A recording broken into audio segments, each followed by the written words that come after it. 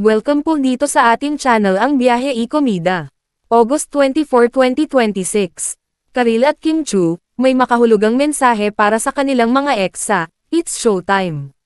Usap-usapan ngayon ang naging mga pahayag ni Karil at Kim Chu matapos silang sumabak sa Shout Out to Your Ex segment ng It's Showtime nitong August 22. Isa-isang tinanong ni Vice Ganda ang mga host kung ano ang gusto nilang sabihin sa kanilang mga dating karelasyon. At kapansin-pansin ang naging sagot ni Karil at Kim dahil parehong may dating at tila may pinaghuhugutan. Para kay Karil, pinili niyang huwag pangalanan ang kanyang tinutukoy na ex. Matapos batiin ang halos lahat, pabirong sinabi niya, "Good morning sa lahat except sa ex ko at sa akin, pag binanggit ko pa siya, lagot kasi salita'y di maaangkin." Sinundan naman niya ito ng, "Focus na lang tayo sa bahat mahalagang usapin." Dahil dito, muling naalala ng mga netizen ang naging relasyon noon ni Karil kay Dingdong Dantes. Tumagal ng humigit kumulang 3 taon ang kanilang relasyon bago sila naghiwalay noong 2008. Naging kontrobersyal din noon ang kanilang breakup dahil sa mga espekulasyong may kinalaman kay Marian Rivera, ngunit kapwa itinanggi ni Dingdong at Marian na si Marian ang dahilan ng paghihiwalay ng dating magkasintahan. Samantala, mas direkta naman ang naging mensahe ni Kim Chu para sa kanyang ex. Aniya, "Hindi kita pinagsisihan, pero hindi na kita babalikan."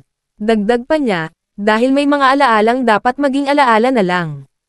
Salamat. Napahanga naman si Vice Ganda sa kanyang sinabi at simpleng reaksyon nito, "I felt that." Bagamat hindi rin pinangalanan ni Kim ang kanyang tinutukoy, alam ng publiko na kabilang sa mga naging karelasyon niya sina Gerald Anderson at Sian Lim. Noong 2023, inanunsyo ni Kim ang hiwalayan nila ni Sian matapos ang halos 12 taon nilang relasyon. Sinabi ng aktres noon na mutual decision nila ang pagtatapos ng kanilang relasyon at nais nilang manatiling magkaibigan. Sa huli, parehong nag-iwan ng matitinding pahayag sina Karil at Kim Chu, mga salitang maaaring simpleng biro para sa ilan, pero para sa mga nakakaalam ng kanilang nakaraan, tila may mas malalim na kahulugan. At dahil parehong umiwas sa direktang pagbanggit ng pangalan, lalo tuloy naging palaisipan sa mga netizen kung sino talaga ang kanilang tinutukoy. Billy, Chu! Super naman sa akin. Chu! Okay. Hindi kita pinagsisihan, pero hindi na kita babalikan. Dahil may mga alaalang dapat maging alaala na lang. Salamat.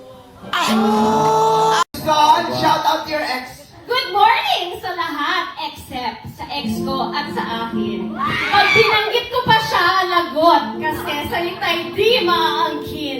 Focus na lang tayo sa bahat mahalagang usapin. Kala ko gagawin ka si Karil.